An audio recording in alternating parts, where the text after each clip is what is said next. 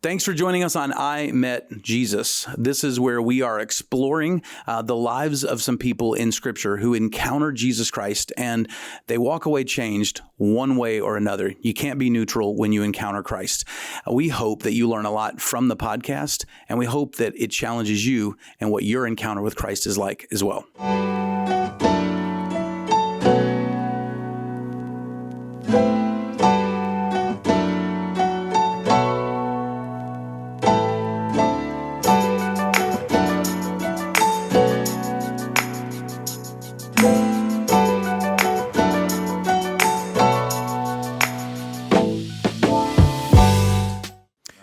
Welcome into the Crossroads podcast. We have switched the spot in the venue, but not the venue. We're still in the church. Keep them guessing.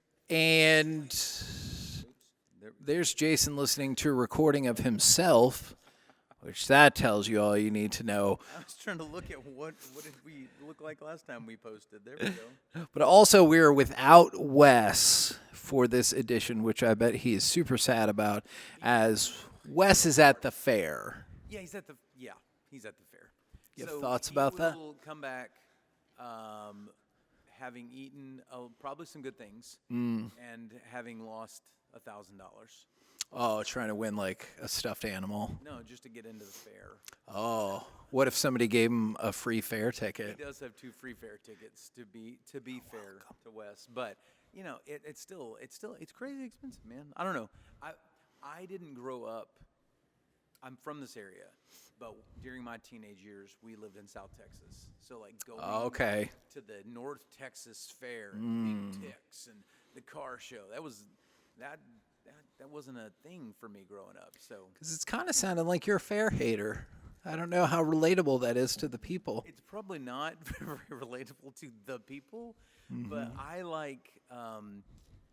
I like the fair. If you were like, hey, you can get in for free and then you can pay for games and food. Okay. I would be like, okay, that makes more sense. Yeah. But I like if you have a family of like 4, I mean, I have a family of 6 with my son and his wife, but the 4 of us tend to do things together. It's like you're $120 to $130 in just to get in the gate. Yeah. Between tickets and parking and all that stuff. And I'm like, I don't know, man. I could think of a lot of ways to spend, you know. And wouldn't you argue that by the time one of your children is at least married, they're on their own in terms of expenses? Yes, absolutely. Yeah, we handed him over to Brittany. Now it's her job to get him through. Good. A little bit. And they're spending that money lavishly. I saw them in Germany. No, I'm just kidding. There you go. So today we're going with Joseph of Arimathea. Yep. And we're going to hit each one of the first 4 books of the New Testament, if I'm to understand correctly. We're going to cover some ground today, Kevin. But before we do, how are you? I am the poorest human being you know right now. What does that mean? We are in the midst of getting a new roof and a new HVAC system, which is super fun. Yes. So, yeah, I might reach into the donation plate. I'm just kidding. I'm kidding. No, and it's like it's necessary. It'll help the value of the house, but like I don't know. It's not fun. No. I don't get to go home and go, yeah, let's try out our new roof. I really hope it hails. Right. At the end of the day, you're not going, look how much cooler our house looks. Yeah. I feel cooler. Yes. And I think my wife actually might feel that way about the HVAC system, but yeah, it's a lot of money. And people are like, oh, do you have insurance? And I'm like, I don't know how you think insurance works, but it doesn't go. Here's your free roof. Right. So when people come over, do you like walk into the side of your house and be like, check out this unit? Look yeah. at that bad boy. I'm gonna keep a ladder up on the side of the house and like the attic steps going down. By the way, who are attic steps built for? 115-pound people? Like, what are we doing? And it's narrow and all these things like. And it feels like all attic steps were made out of the ricketiest wood you could possibly find. Yes. You just go up there, and you just hear creaking and cracking, and you're just like, this feels like a dangerous property. I once dropped my son out of an attic, by the way. Yeah. That story's been told a few times. Is it the son that was in Germany? Yeah, it was. Okay. So one time So in our house in South Texas, we had a hole where the attic was, but they never installed the ladder. Oh. By the time we rented the house, I was too cheap to put one in, and it was a different age and time in my life, so I would just jump up there and pull myself into the attic. Oh, like a pull-up? Oh yeah, I just did a pull up in. Oh. Crystal's not allowed to talk on this podcast. That's the way too. I said it sounded way cool. Yeah. I would do a straight pull up into the attic, is what he's trying to say. Ah, yes. There's a reason we don't put a microphone over there. Yeah. If we're going to ever put a mic on her, we're bringing your wife and Wes's wife into That the podcast is also. probably fair. Okay. But no, so we're up there getting some stuff down. Zach was helping me. He was, pretty young. And How young is pretty young? I don't know. He was probably like 8, 9 years old. Something Oh, like that. thank God. And so he was like an infant. I was thinking like had my Wyatt toddler or up so. there. Yeah, I was Help concerned. clear stuff out of the attic. But no, I told Zach, I was like, hey, man, I'm going to lower you down. And he was like, Dad, I don't want you to drop me. And I was like, son, I'm not going to drop you. I need you to trust me. And I immediately dropped him. And so now he continues to struggle with trust issues, even to this moment. Do you like break his leg or anything? No, Was he okay? Totally fine. Okay, she continues to talk Off mic. not on Yeah. the microphone. Yeah. So she wants to fill in the gaps of this story. But the gist of it is He was not okay. injured. Okay. He was fine. Good. I underestimated how sweaty our hands got in the attic quickly in the state of Texas. And Well, it's funny that you say that. That was one of the things one of our HVAC technicians said, is we had a leak, and he goes, so the good news is your attic is really cool. I felt really good when I was working up there. so you were air conditioning. Yeah, and I was like, great to know. Thank you very much. And if for all of our callers out there, if you need to call in your HVAC questions, please send them in to Kevin. Oh, I feel like I've got a lot of information now that I did not have 2 weeks ago. So Roofing questions that you've got also, Kevin will be able to take those in a future episode. We're going to do all HVAC and roofing questions. yes, it will be a charity show where you'll call and donate money to me. And if somebody like Firehouse wants to sponsor us, we got you covered. Exactly. See, now you're thinking. I'm always fascinated kind of by the thought process. I know we're staying in the same vein of I Met Jesus, but what has led us to Joseph of Arimathea today?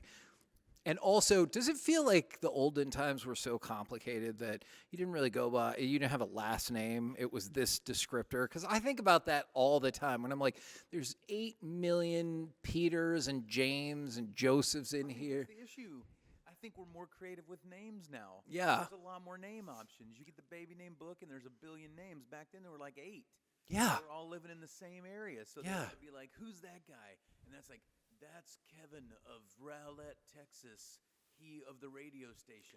And they're like, that's how they introduce you. So they would know the difference between you and the other 12,000 Kevins around. That just feels like a lot of work. I don't know if any of that's accurate, by the way. I just thought it seemed like a logical. You don't usually do that in the podcast, though, do you? Do I need to go back and fact check this? You and Wes are just riffing about Matthew. You're like, here's another thing, and I just believe it. I don't normally, but I've been listening to a podcast lately that has got me in an interesting state of humor, and I'm really appreciating a podcaster named Dustin Anderson right now. Okay. He talks about nothing of any serious nature whatsoever. If you need more humor, I've always got top-notch jokes ready to go. Oh, do you have one? Yeah, did I ever tell you, this was a couple of years ago, I went to kind of the Pennsylvania Dutch country. I didn't stay too long because, I don't know, it was really weird. Just something seemed to mish when I was there.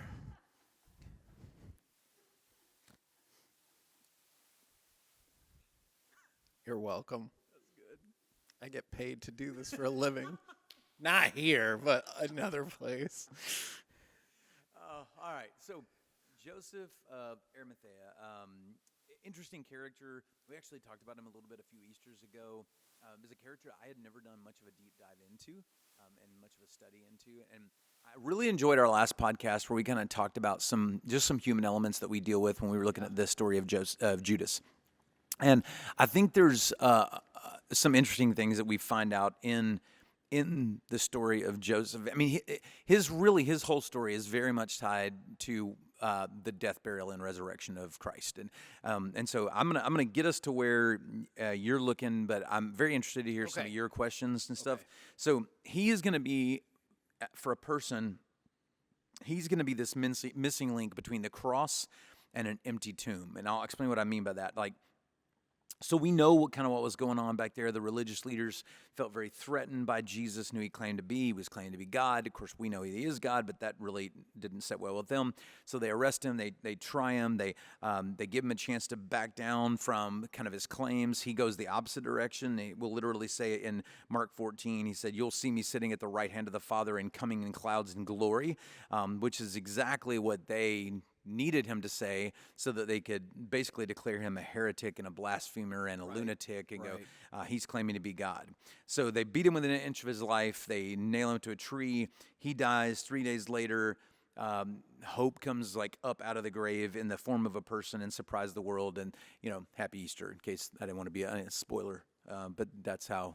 There you go, right there.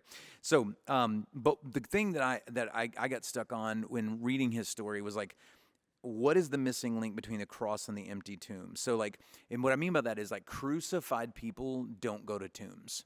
That was not a part of the Roman tradition at all, nor would it have been a part of Jewish culture. He had challenged Rome's authority. And so the way they used crucifixion was it was an incredibly effective warning for other people. And the way that they would let these bodies go is because Jesus was famously crucified, but many people were crucified. It's supposed to be kind of like a belittling punishment too, right? In addition to its painfulness. Yeah, it's humiliating, but it was painful to the point that we came up with a whole new word to describe the pain of crucifixion. The word excruciate means from within the cross. The idea of something being excruciating is uniquely kind of supposed to capture what that is. But they left the bodies up there. They wanted those bodies to decay. It was a warning sign. And at the end of all the decay, they chunked them in this big kind of trash pile. And ultimately, that's what should have happened to Jesus. But it didn't. Why? So this is where the uniqueness of the story of Joseph of Arimathea comes in, because 800 years before Jesus' crucifixion, there's going to be a prophecy, and that's one of the things I love to do. And the Bible has so many connections. The Bible is interconnected. When you think about the interconnectedness of the Bible, it's one of the things that lends validity to the truth of the Bible, is because you've got over 40 authors over thousands of years that don't have each other's work to look at, and yet you have connection across generations that had no ability to see each other's work. And so what I mean by that is Isaiah 53, and I know that's not on your list of texts, and we'll get there in a second. I'm just trying to kind of set up where this is going. It says, it's prophesying about Jesus, but he was pierced because of our rebellion, crushed because of our iniquities, punished. The punishment of our peace was on him, and we are healed by his wounds. This is happening in my life now. Hold on a second. We all went astray like sheep. We have all turned to our own way. The Lord punished him for the iniquity of all of us. Clearly talking about Christ here. He was oppressed and afflicted, yet did not open his mouth. Like a lamb led to the slaughter, like a sheep silent before the shearers, he did not open his mouth. He was taken away because of the oppression of judgment, and this was considered his fate. For he was cut off from the land of the living. We're getting to the important part here. He was struck because of people's rebellions, and he was assigned a grave with the wicked. So far, you go, that checks out. That lines up with Roman rule and Jewish custom. And then the next phrase says, but he was with a rich man at his death. And that is Joseph of Arimathea. So that's where we're going to go, is you go, well, what is he talking about? For centuries, that text in Isaiah confused rabbis, because they were like, Roman law, Jewish custom, he goes to the trash pile. What is he doing in a grave? What does this rich man have to do with him? It didn't make any sense in the prophecy. Now, fast forward 800 years, and you get the missing link between the cross and an empty tomb. And the missing link is a guy, and his name is Joseph of Arimathea. He is not a main figure in Scripture. but he's more important than we realize. And I think that's one of the things that really stood out to me is I think sometimes we can look at our life and our story and be like, it's not really that significant. But you look at a guy named Joseph and you go, man, he played such a small role, but it's going to be a really important role. So if it weren't for Joseph, like there's no tomb for Jesus to go into. Because he's like the financier, or it's his tomb. Oh, so yeah, that's where we're going to get to. Okay. So there's no tomb for Jesus to walk out of. There's no stone to roll away. There's no place for the women to go and prepare a body. There's no place for Peter and John to race to. If it weren't for Joseph, there's no empty tomb that we celebrate Jesus walking out of on Easter. So this is where we're going to get into it. So what do we know about him? Like if we want to connect who this guy is, well, Matthew 27:57. That's one of the places that we were. I know you had more there, but. It says, when it was evening, a rich man from Arimathea named Joseph came. So, like, just to put that in, like, our context, like, this dude's loaded. Like, Yeah. like which is important because he has a lot of possessions, which means that he has money, he has stuff, he can have the cars, the houses, the clothes, he can have whatever he wants. But what he has found that having all that stuff has still left him wanting something. Does it say? I know sometimes we get into the weeds on some of these people about how they amassed their wealth or how they squandered it or whatever. Does it say specifically, like his employ, like what he did for a living? Yeah, that's a good question. I don't remember exactly where this comes from for him. What we do know is that we tend to sometimes think in our world, if I ever got all this stuff, I'd be good now. Yeah.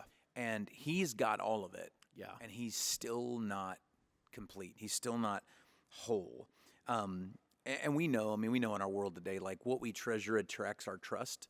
And you tend to put a lot of trust in stuff. I like that. And so Joseph had it all, but something's still missing. And we know it's missing because the rest of the verse says, a rich man from Arimathea named Joseph came, who himself had also become a disciple of Jesus. So he's got all this stuff, but he's still searching for something else, and he seems to have found it in Christ. And this is a reference we've made here a lot, but I would make the argument that he is not a fan of Jesus, he is a follower. If you had to clarify that distinction, what do you think that means?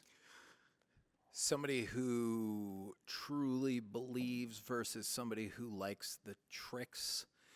And Yeah. you know what I'm saying by tricks. Sure, like that, yeah. That seemed to be how The miracles, signs, how a lot of wonders, all people that like, stuff.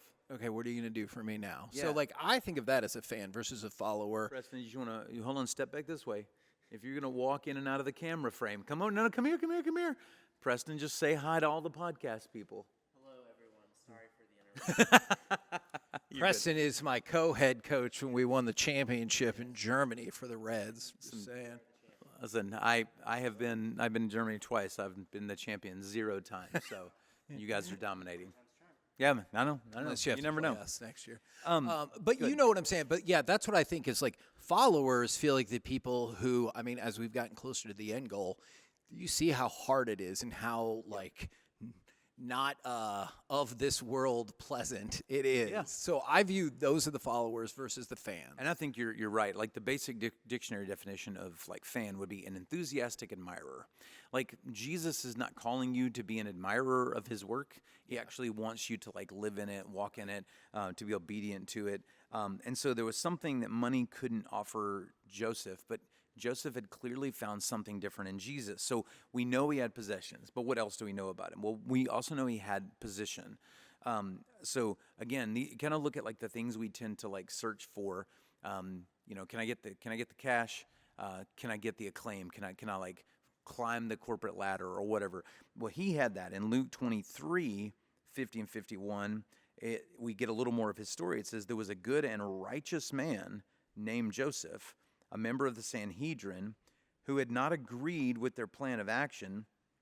He was from Arimathea, a Judean town, and he was looking forward to the kingdom of God, which, by the way, I know you were kind of joking, and so was I, but I think one of the interesting reasons that you get the of Arimathea is because the names are so common. If we had read these without that distinction, we wouldn't know for sure if we're talking about the same Joseph. Yeah, that feels like a very important distinction. And then the other thing, and this is kind of jumping back to the passage in Matthew, so I'm sorry if that's not exactly where we're going to go. But when you talked about his status, it feels very evident when he said he went up to Pilate and said, "I would like Jesus's body," and he said, "Okay." Oh yeah, that's going to be huge. Like- I'm going to come back to that Okay, in a 'cause minute. that's But no, pretty- you're right. You're 100% right. Like that is a huge amount of significance. That is going to play a major role. But for now, let's go back and like kind of just unpack because I'm going to take us. I'm trying to take us a little bit through some different characteristics of his life. So he had possessions. He had position. He's in the Sanhedrin. Are you? I do not. I was hoping you would elaborate on that. So it's 70 Jewish leaders and high priests, and these are the guys that like pass and enforce laws for Israel, and they are under Roman authority, but they have a tremendous amount of power among the Jewish people. And so like this was a position people aspired to. Yeah. Like people want, and you had to earn it. Like in order to get there, you had to play the game. Essentially, it is a religious / political position. Is it interesting to you then that he's achieved this level of position, but is not afraid to raise his voice? Yeah, I think In opposition. and that's one of the things that I want us to get to by the end is at first he doesn't raise his voice. Yeah. But then he's going to. And so it does amaze me that he finally speaks out because there's a lot to risk, and we're going to get to that in a minute. But he's also a politician that is called a righteous man. The word is upright. So like, I mean, I don't know about you, but I don't tend to associate uprightness with a lot of political Right. situations in our world today. Whether you're red, blue, purple, green, or whatever color you associate with, the truth is that there's a reason that we're all leery of politicians, right? And that's not a new thing. That's been going on for a long time. And I also think it's interesting because like we tend to think like, I don't know if you've ever heard like today, like it's worse today than it's ever been. Sure. What do you think when you hear that kind of stuff? I think that is just foolish. I think there's just always perhaps a new method of communication that makes it feel like it's worse, but also you listen to so much of history and you're like, you just don't know as much about it. Like whenever people say, "Oh, this is as bad as it's been since the Civil War," I'm like, "Hey, did you ever look up the presidential election of 1876?" Right. Or like, "Did you ever look at some of the atrocities in the Gilded Age?" Like there are a lot of things that have been pretty bad. Absolutely. I'm not saying by any means that it's perfect and great, but if you, Not at all. You read history, I mean, there have been, like today, if you disagree with something, you can post it on social media and you can get all kinds of cranky about it. Back in the day, I mean, there are certain cultures and kingdoms where you'd have been just killed for that. Well, and then the other thing I think about this all the time. Don't you think everyone wants to feel like they're in a particularly important time period? And so if you can frame it as... I am, but yeah, I get, sure. I get We that other got people to see want. boy bands roam the earth, and I know. But like we all like to think we're of the most important time frame, when in reality, maybe it's no worse than it was before. Yeah, I mean, when you look at this moment, I'd go, he might, like, if you took Joseph of Arimathea and this guy who's going to operate uprightly, and I'll explain kind of what that's going to look like for him, he might look at our political situation today in America and go like, that's a walk in the park. Sure. Like, I'm not saying it is. I'm just saying for him, he's got the Sadducees, the Pharisees, the Essenes, and the Zealots. And I don't think it'll take us a while to like unpack all those. But essentially, we have two political parties that despise each other. They had 4 religious elite systems in the Pharisaical kind of school, and they all hated each other. But Joseph is going to get his position by playing nice with everybody. Which tells you something about him. Like, what would you think about somebody if I said, this is a guy that's going to be able to somehow navigate relationships with every one of these different individual kind of leanings, and yet they're going to say about him that he was an upright and honest person? Yeah, you got to think first off, he probably has an amazing ability of communication, but also maybe he was very transparent about he wanted to do the right thing. You know, because like there's some people you talk with and you know straight away, I see what you're trying to get, but not for the right reasons. So Right. That's a potential, is maybe people really saw the genuineness in him, which it sounds like they did. Yeah. Well, and He must have been a great communicator, though. yeah, I gotta think so, man. Like I think if he's around today, he's got a heck of a podcast. So, but the thing is, and this is what I wanted to get us into before I've got a couple more, but like he had possessions, we talked about that, and yet he still looked for more. Like the possessions didn't fulfill him. He had a position, and yet he still pursued Christ. Like he got more from Jesus than he got from the position that he had. Right. So possessions were good, but they didn't fulfill him. The power or the position was good, but it didn't fulfill him. But then, and you kind of got into this a minute ago, he also had power. So I want to look at the book of Mark for a minute. It's going to talk a little bit more about him.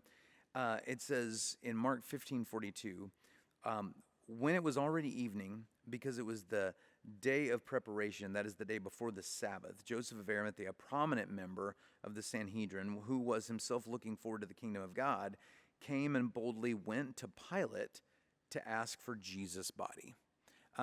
You brought this up a minute ago, and I think for good reason. Like he's prominent, so basically he is powerful amongst the most powerful people. So that's who he is. He's got a ton of influence. His TikTok is fire. So We connect with the young people. And so, but he's also looking for something that the power can't provide. So the thing that I thought that was interesting here is that he does what God actually intends for us to do when we have power and influence. And what does he do? He's trying to be helpful. Yes. Like he wants to do something good.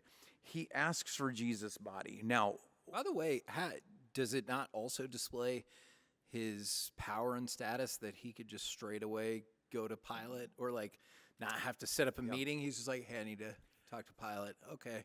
so this is in Jewish kind of history and writings, something that happened very infrequently. Yeah. But almost always, if you were going to go and make an argument for why a person could be removed from a cross, it was usually an appeal made by a family member. So in this case, all of Jesus's followers have scattered. Yep. So it's going to be Joseph that's going to come and ask. And the other thing that's interesting is, do you have any idea what the punishment for asking this if the ruler is not on board? I imagine you replace that person on the cross yourself, perhaps. You're actually very close. You actually have to suffer the same fate. Yes. So he's going to go, and it's not just that he asks. He's going to basically risk his life to ask this question. That's amazing. It's pretty incredible. So his followers have scattered. They have no influence. They have no power. They expect the body to stay up on the cross and go into the trash pile. But Joseph is like, no, that's not going to happen. And he's going to use his power for what nobody else could and boldly go to Pilate publicly. Like, people are going to see him do this, which is crazy because of one other thing we know about him. And that is this. In John 19, we're going to find out something else about him. It says, after this, Joseph of Arimathea, who was a disciple of Jesus, but secretly, he's a follower of Jesus because of his fear of the Jews. He asked Pilate that he might remove Jesus' body, and Pilate gave permission, so he came and took away the body. So he is a secret follower. Now, Jesus never called, because some people would be like, well, if he's a secret follower, he's not really a follower. And I get the idea, but like, I think like, why would Jesus not call him out? Like, what would Jesus have to know in order, because Jesus is fully God, in order for Jesus to be okay to be patient with him being in secret for a time? Well, because if he wasn't in secret, wouldn't Pilate say absolutely not? Like, when Joseph goes in there and asks if he knows he's a follower, there's no way he's going to be like, sounds good, here's his body. Yeah, that's a good point. Like, maybe this is part of what keeps Pilate open to the suggestion. Yeah, absolutely. I keep thinking about what you said about, like, you know, that's going to be your fate if you ask and it's not if it's not granted. That absolutely would have happened to him if they knew that he was a follower of Jesus. Yeah, but I think about this with a lot of stuff in our Christian world. Like, what if the reason Jesus isn't like in his face going, "How dare you be a secret follower?" It's just because Jesus, as God, knows his story's not over yet. Yeah. Like, there's more that's going to come from this. I just, like, how often are we at a place in our life, in our story of our faith, and we're disappointed in where we're at. Other people may be disappointed with where we're at, but God is going, I know where this is headed. Right. And I think that's one of the reasons that God can be so patient with us is because he's going like, I actually believe in you more than you believe in you. Sure. Oh yeah. I believe, and here's the thing, like some people start strong and end weak. We saw that from Peter's life in the Easter story. Now he's obviously going to come back from that a little bit, or a lot actually, but he's going to start strong and end weak. But Joseph starts weak and ends strong. And if those were the only two options, which one would you prefer? Obviously the second one. Absolutely. You want to start weak and end strong. And so, and I also think sometimes there are people that go out there and they start strong, but they don't yet have they sound strong, but they aren't strong. Does that make any sense? Yeah. So there's a weakness inside where sometimes I think a lot of our boldness is developed through a grind, through perseverance, and sometimes boldness is like, you can be sports bold, or you can be actually bold. Sure. And those aren't the same thing, right? All 32 NFL teams, their fans think that they're going to win the Super Bowl every year, especially if you're a Cowboys fan. I miss you, Wes. But let me ask this: which is where, and you bring a very human and very honest response to our podcast, and I love that. Which one is worse, a secret follower or a public hypocrite? I mean, I think it's a public hypocrite. Like the example that you just gave when you were talking about seem strong as not strong, I thought about leadership. Oh, yeah. And if you're in a room and someone keeps telling you that they're in charge, there's a good chance that person should most definitely not be in charge. Absolutely. And so, I think you're much more likely to find that person who's sitting there and then does the thing. And you're like, okay, that's the guy. I don't know where I heard this quote, but I've always loved it. And it was, if you need a title in order to lead, you're not a very good one. Sure. That makes sense to me. Yeah, it does to me too. And I think there's a point to certain titles that people have, but the truth is I don't think any of it's actually tied to your leadership or the boldness that you have. That's going to be something that's a part of your character. I mean, I've known tremendous leaders who had no position of authority, For sure. and yet they were tremendous leaders. And then I've known people in positions of authority that were terrible leaders. I have no doubt. Yeah. So the good thing is, whether you are a secret follower or a public hypocrite, I use the examples of Joseph and Peter. Jesus is going to show grace to both of them. So I love that. There's a next chance with Jesus all the time. But in this moment, Can you say that last part one more time? There's a second chance with Jesus all the time. yeah, there's always a next chance. Not only up to a certain point of bad things. Yeah, and I think for me, I said that wrong because I always said this, one of the things that people tend to believe about God is that we've heard this a lot, it's he's a God of second chances. And I go, that's fundamentally bad theology. Right. So he's not a God of second chances because we're going to screw up more than once. Yeah. So I don't need a God of second chances. I need a God of a billionth chance. Sure.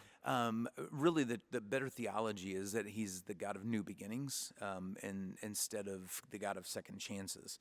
And so, anyway, back to Joseph. He's going to go public. Pilate's going to give him a body. He's going to put Jesus in the tomb of a rich man, which is going to tie back to prophecy that is 800 years old, and a stone is rolled away, or rolled in place, rather. Do you think, because you just kind of said it, is that his public declaration that I'm at this a point, follower of yes. Jesus? Okay, that's Absolutely. Okay. Yeah, he is the moment he's gone to Pilate, the moment he's put Jesus in his tomb, it's known at this point. These rich, wealthy tombs, honestly, many of them were built into the cities. It would have been people would have been able to see some stuff. Here's the question that I want to get to, though, after all this kind of background of Joseph and his life. Why now? Why come out of secrecy now? When arguably at this point, Jesus is dead. Joseph of Arimathea doesn't know the resurrection is coming. Right. Why now? So my theory will be that especially because it felt like the world was so small back then, that he was well aware of the people that seemingly deserted Jesus, and he's like, he needs somebody, and I have the strength, power, wealth to be that somebody. Sure. That's Which my- I think is a great answer. And by the way, when you talk about the area of the Old Testament, all combined that we read about in Scripture from Genesis to Malachi would cover a space just a little bit smaller than the state of Texas. And by the way, in the New Testament, roughly even this smaller, right? well, roughly the size of New Jersey. That's so weird.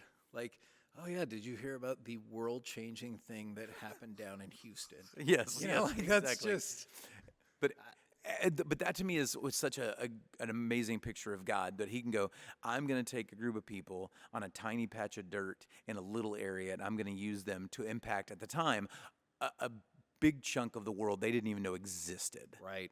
I mean, yeah, crazy. So back to the question. Yeah, why now?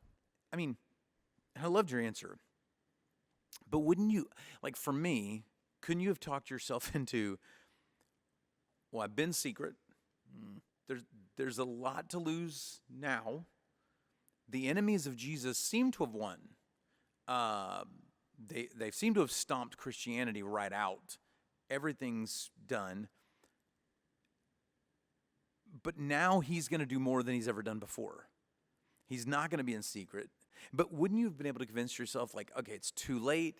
I missed my chance. Nobody needs to know that I was a secret follower. I at this point, I risk losing everything. Yeah.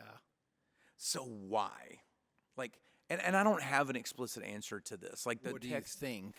Yeah, I mean, the text, again, just to be clear, because as we go through the Bible, I always want to clarify the difference between what is biblical fact and what is like our opinion about something. But I just wonder if he remembered seeing Jesus with so many messy people over the years. And then over and over, Jesus had been loving, he had been forgiving, he had given hope.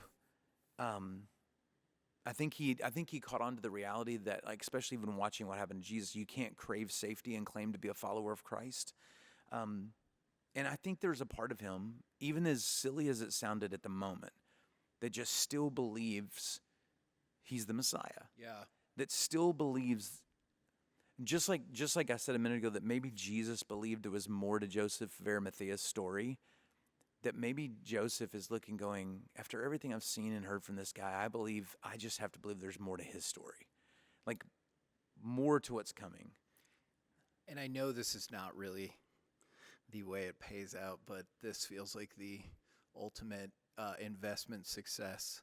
He bought at the absolute lowest point, Right. Yeah. when it was maybe almost Right, zero right. based Yeah. on what people thought. And then, within 3 days, that value of his portfolio really yeah. took off. That stock matured rapidly. Yeah. Like this is like buying Apple when it first came Yeah. out, and then immediately teleporting Yes. deep into the future. The right. iPad coming out, Right. of the Right. iPhone, Yeah. yeah. It's a big deal. I know that's not really the point, but that's what I was thinking when you talked about it. Felt like maybe Christianity had been defeated. Yep. And he's like, all right, time to make my move. Yeah, but I don't think what you're saying is off base at all, because I think where you're at is like, maybe it feels like it's too little, but I think that's part of the point. Is like, we sometimes go like, maybe I'm giving Jesus everything I can at the worst moment, or maybe it's just too little to make an impact. And I think this is another example of when Jesus takes the smallest gift and goes, I can do more with your too little than you could possibly imagine. Yeah. And I could just go like, what would happen in our lives if we just trusted God and went, I'm going to give you, no matter how insignificant, maybe it's, I'm just going to give a little of my time to go to Germany to a baseball camp. Right. Doesn't seem, in the grand scheme of life, not a massive sacrifice.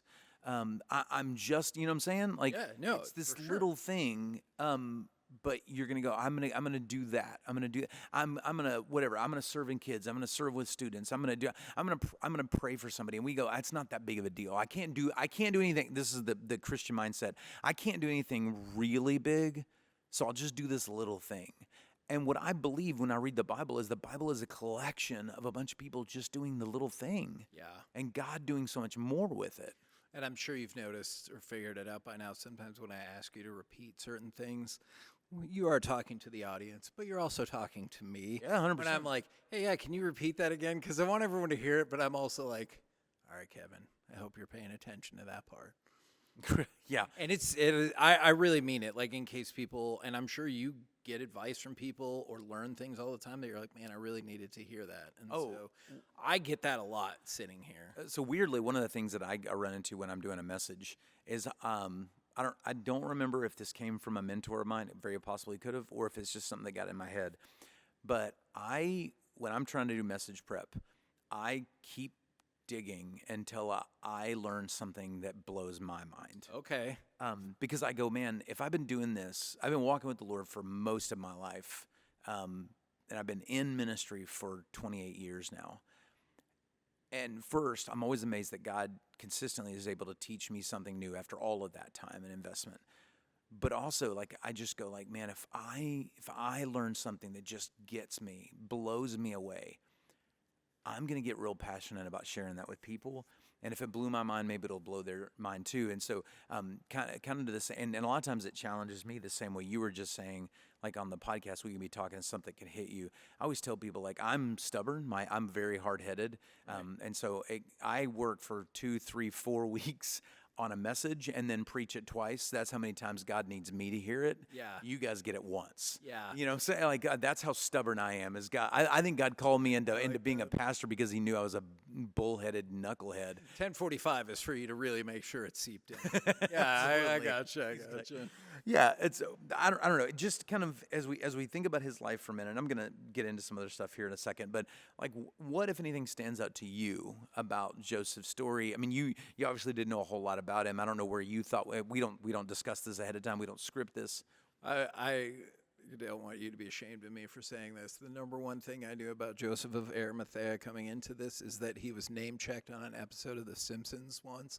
So that is one of the things that I thought coming in here. And I just want to be honest with you. The top thing that I'm coming away with so far is it does seem incredibly brave and certainly noble to take the advantages that you have in life, whether it's the wealth, the power, the privilege, or whatever, and put it to something that, especially at the time, feels like it had a really low percentage of coming back and helping you out. Yeah. And like it just feels like he kind of put it all on the line, knowing that it could very well put an end to all of those things. Yeah, and I think you made a great point right there. It's like one of the things I think sometimes we get convinced of in church is like, money is evil, position is evil, power is evil, and they're not necessarily evil. The question, they're more neutral than anything. It's like, what are you going to do with them?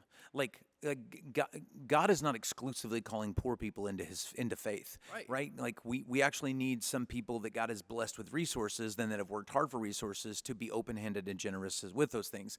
We need people of position and people of power to make significant impacts in the world, and so He's going to take all those things and go, I'm just gonna whatever God's given me, I'm going to choose to use it for good. I think about that every time because we get a chance to talk to like a lot of different athletes or some of the owners and stuff.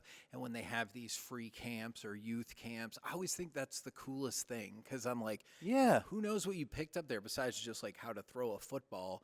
Maybe that heart of generosity carries on to the next generation, the next and the next. And they're taking their platform and they're like, this is what I choose to do with it. Yeah, there's got to be stories of these athletes that, went to somebody's like free skills camp and then ended up being like a professional athlete, right? Yes, absolutely. It changed so many different people's lives because of what they were willing to do with what they had. Absolutely. And weirdly, that's a great tie-in to Joseph's story because we were focused on Joseph and his contribution, but what comes next because of what he did. So, like, we all know, I mean, this is the rest of the story that we're familiar with the Easter story is, he spends 3 days in a tomb, the stone's rolled away, his body is gone, the angels are like, why are you looking for the living among the dead? Jesus comes out of the grave. Like, I think it's always very important to be reminding people, like, Christianity is founded on a historical event. Yeah. Like, this is not fiction. This is real. The resurrection actually happened, and it changed everything. It changed everything for Joseph. But we talked briefly about, like, nobody else was there. Nobody else was trying to, like, get Jesus off the cross, put him in a tomb. But Jesus is going to come back. He's going to appear to the apostles, the disciples. He's going to appear to more than 500 people at one time. A scientific impossibility is going to be presented in front of them. There's going to be evidence of the resurrection that will be unquestioned in that time, not just by Christian historians, but by Jewish historians and Roman historians alike. And it's going to lead to, because of everything that happened in Joseph's small part in this, it's going to lead to the total transformation of all those people we talked about, Peter, James, Thomas, all radically transformed because of the story of this man coming out of a rich man's tomb. Joseph's not responsible for the resurrection, Sure. but he ties it into prophecy. He's a part of the story. He's the one that leverages his position, puts everything just to be that little part. And I think that little part is an important factor because we tend to go through life often, especially as people in the Western world, going, life is a movie about me. Instead of life is a movie about God, and I play Sure. a small supporting role. Right. And that's the reality. And all of these people that are going to see him, it's going to so change their life that they are going to be willing to die for this fact, which to me is one of the cool things as you look at the story of the resurrection, that to me is going to lend credence to the truth of the resurrection. These guys have, man, there's a car on the road that just went nuts. That was Pilate and his friends when found out Jesus was resurrected. They're like, we better get out of here.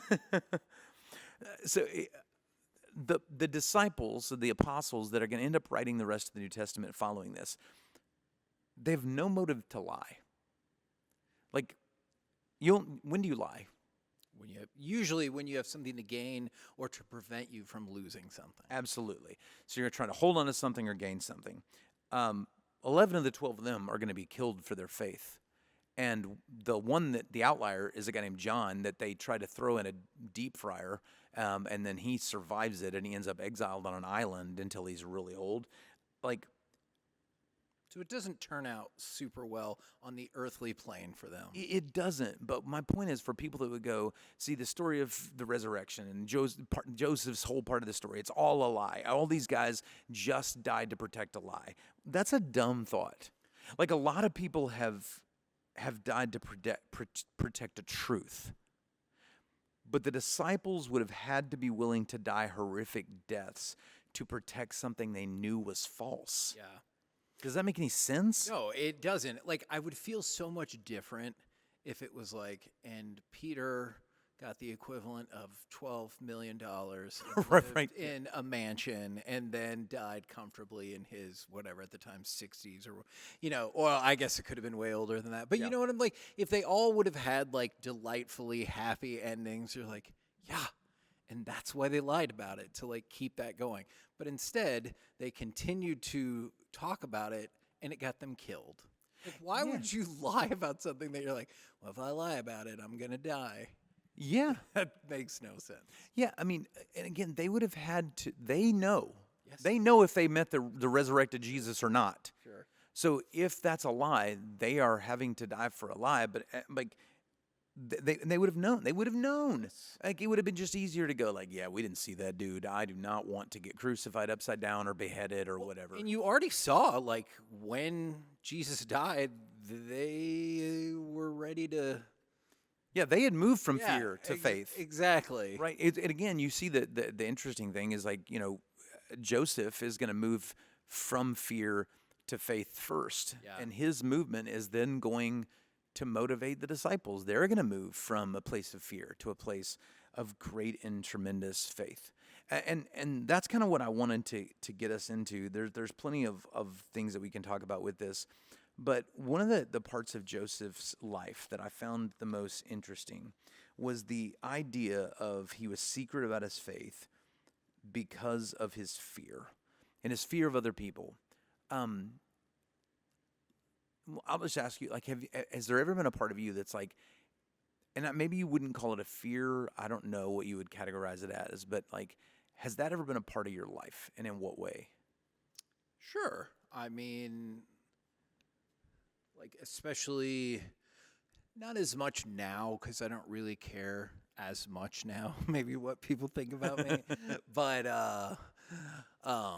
But certainly there was a time, like I especially think through middle school and high school, and it wasn't necessarily like in my schools where they were like, "Hey, come over, we're all having a gospel party." Right. That wasn't the thing that like, "Hey, did you know that in Matthew this happened?" And somebody's like, "Wow, you're super cool."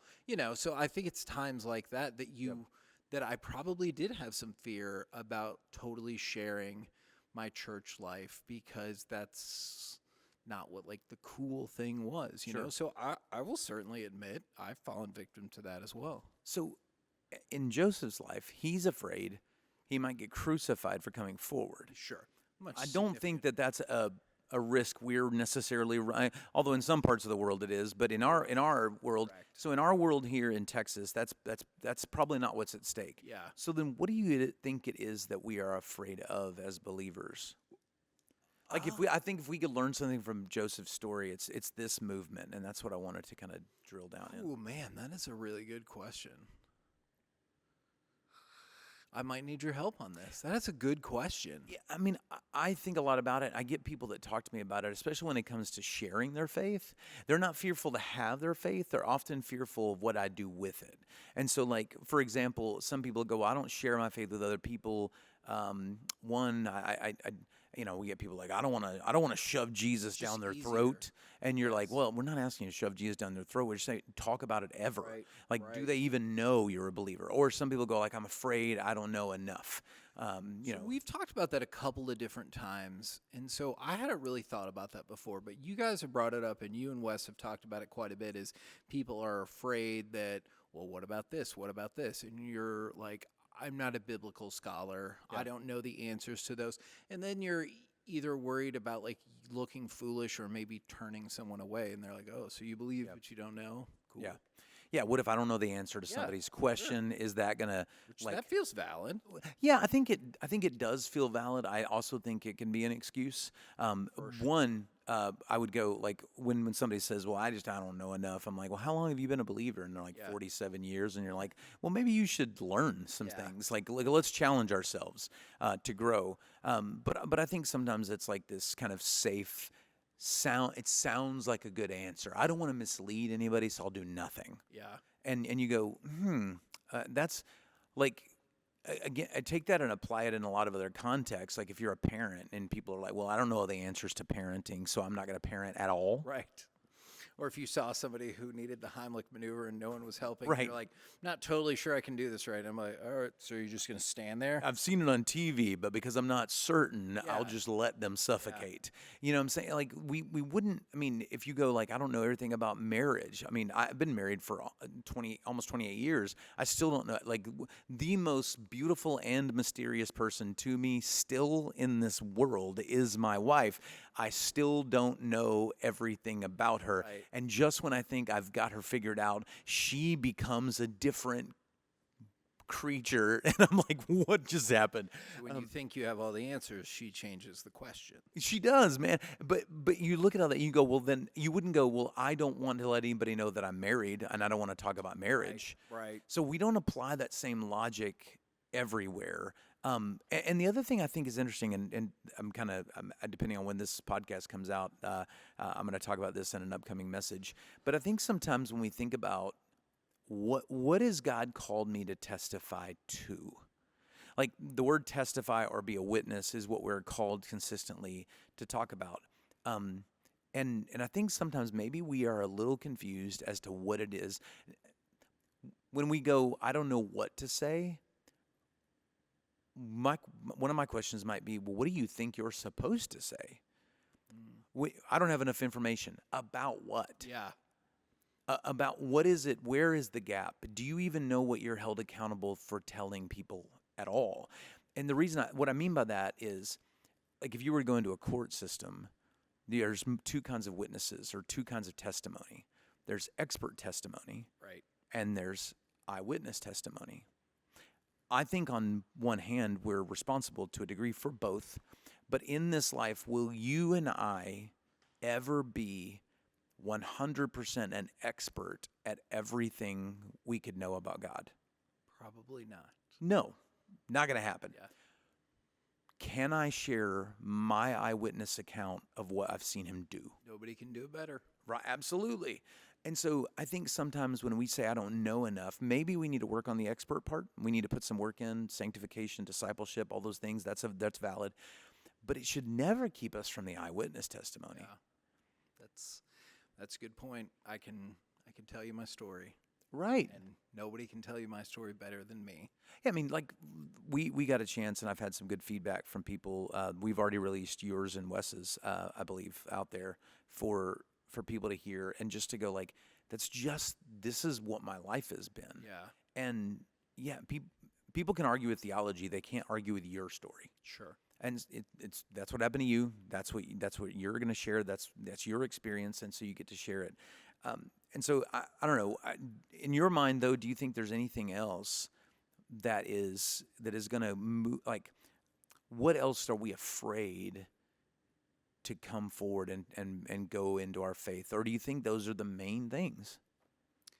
I'm not asking with an answer I'm looking for. I'm more just kind of like posing the question, like, is there anything else? I think those are the main things. Sometimes I wonder, I'm not saying this is the case, but sometimes I wonder if people worry that what if I'm wrong? You know? Oh, sure. I don't know. Like, I know that goes against the idea of belief, but I think it's okay to ask questions. 100%. Yeah. Yeah. And so sometimes I wonder that just a little bit, but I think the bigger thing is, like, nobody wants to embarrass themselves in these settings. And then the other thing is, let's be honest, I've done this too. It's laziness. Like you just gave the example. It's significantly easier to be, if somebody's like, well, obviously God doesn't exist. It's significantly easier to just be like, and just move on than to stop and be like, all right, Carol.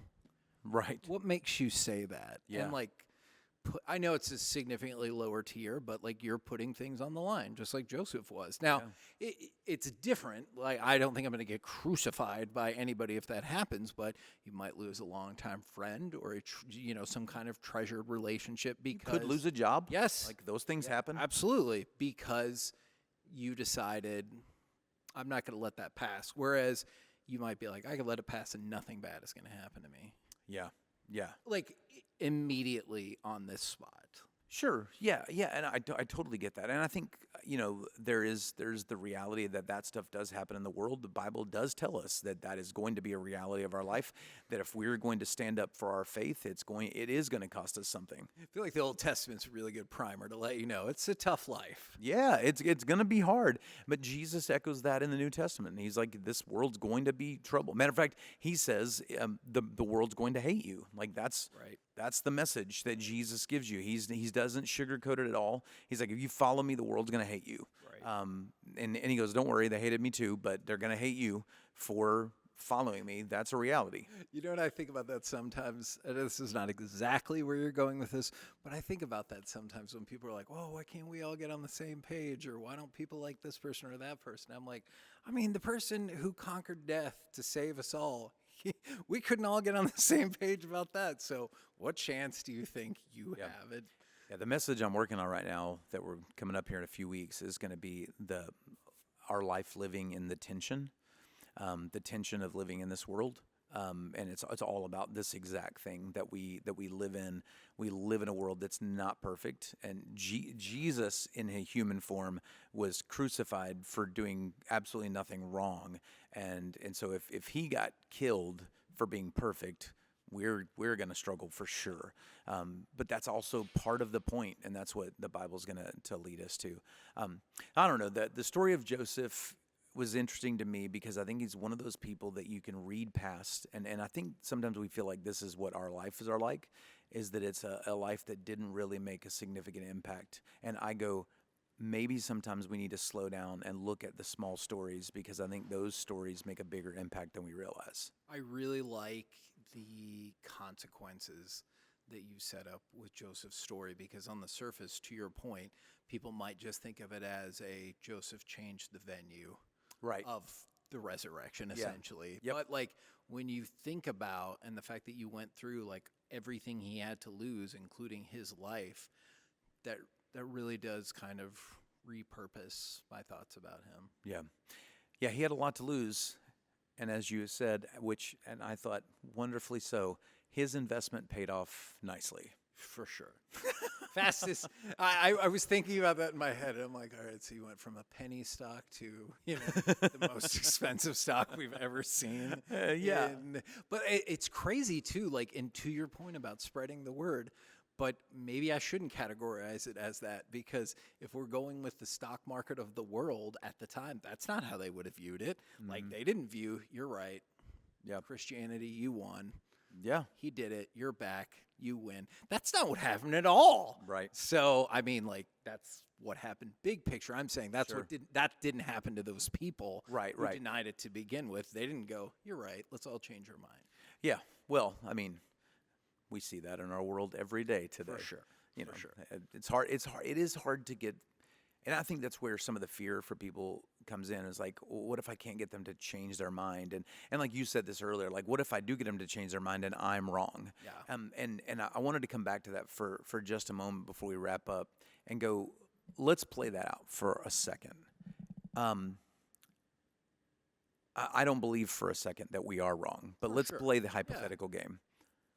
If I anchor myself to the teachings of Christ and live my life the way that the Bible has called me to live, and I find out at death that I'm wrong, what I will have risked is that I went about doing good. I treated my wife wonderfully, to the best of my ability. I parented my children with love and kindness. I tried to believe the best in other people. I offered grace when other people wouldn't offer grace. I offered forgiveness when it wasn't even in my own nature to offer forgiveness, but I felt compelled by Christ to offer forgiveness to somebody else. I became a part of a group of people who did good in the world, fed people, clothed people, gave them water, helped medical needs, all while telling them about Christ. If I'm wrong, still a pretty good life. Yeah. But if you flip that, Yeah. and go, I'm going to live in opposition to the things of God, and I'm wrong then, I've screwed up everything for eternity. Yeah, exactly. And another thing that you just said is, if people are worried they can't convince somebody, I mean, I get more convinced by the day. That's not really your job, Right. is to convince them. Your job is to spread your message, spread the word, and like, I guess kind of give them that seed, right? Yeah, and I think that's why the stories, the testimonies are so powerful. Because I think when people hear, this is what God's done in my life, even a skeptic kind of goes, it'd be cool if something cool happened in my life. Yeah, and that feels to me so much better than, well, Jason really talked to me a whole lot about it, and he convinced me, versus I started following the path because of Jason, and God presented X, Y, and Z in front of me. Like, that's a way cooler story. Well, I think for most people, no matter what you believe, I think almost all of us, I really think all of us, have this innate internal sense of, I would love to see my life be changed into something different. Yeah. And Joseph looked for it in possessions and position and power, and all of them left him wanting something that he only found in Jesus. And it was so significant, he risked it all to be a part of the story, not knowing at all how it was going to turn out. Yeah. And I hope that's true for all of us. I mean, the good thing for us is we already know how it's going to turn out. Exactly. But we get a chance. So, I mean, his risk, in that way, his risk was infinitely bigger than ours. For sure. Like, he's there. Jesus is just dead. Yeah. I was at that point in the story. Oh, no, I lost a friend versus, well, you lost everything. Good job, buddy. Like, he really could have lost everything. Like I just kind of wish, and I don't know how it played out. Like I've said this before, I love to see the scripture like I'm watching a movie in my head, and just going like on resurrection morning was Joe like standing around or You want an epilogue to all of these I do. Okay. I want to see all that where he's just like, yes, oh my gosh, like just imagine the excitement that he had of going like, I knew there was more. I knew this was. It's, and this is the weirdest image, but it's like when you're watching a movie or like a Marvel movie or something, and you think like the hero's dead and they're under a pile of rubble, and then all of a sudden like a hand comes out or their eye opens, and you're like, oh, it's not done yet. Like that's so cool. Assuming it's not blasphemous, I really feel like there's a market for, and then what happens? The biblical epilogue, and and you get to speculate about how those exact conversations go, and it's just you walking by somebody going, "Whoops," and like just kind of going from there. Maybe that'll be a future podcast. We'll do the wild Christian speculation podcast. For sure, I want to be a part of that. It'd be a lot of fun. Yeah, I want to be a part of that. All right, so for Jason, I've been Kevin. Wes, we miss you. We'll catch up with you whenever you're not at the fair. This has been the Crossroads Podcast. We'll catch you next week, or if you're behind, in a few seconds.